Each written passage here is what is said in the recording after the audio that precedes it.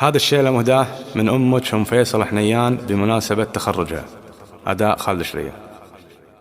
هلا يا القصيد العذب بريجها تسمعنا بيوم التخرج الجزيلات مثنية، يا ريجي بنت الطيب والجود والإحسان، لها مبارك الليلة والأبيات حصرية.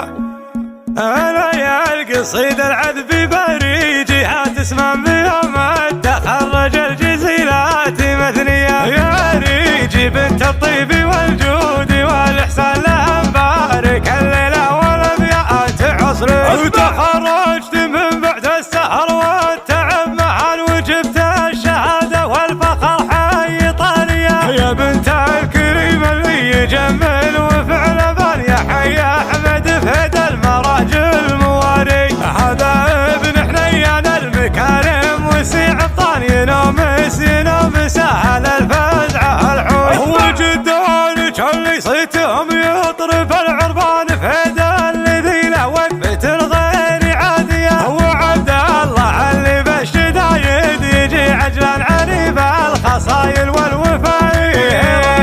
ينجب خري والطيب والجود لك عنوان، وفيك القصايد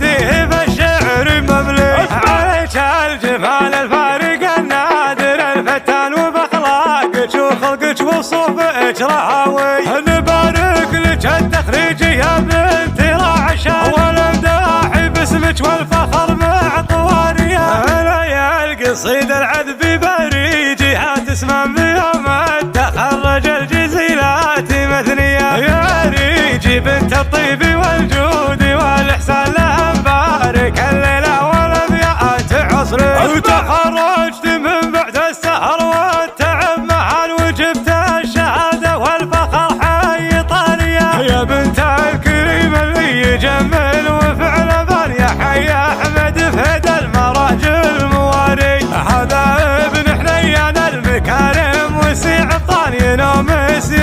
سهل الفزعة الحوي، وجدونك اللي صيتهم يطرب العربان فهد الذي له وقفة الغير عادية، وعبد الله اللي بالشدايد يجي عجلان عنيف الخصايل والوفاي،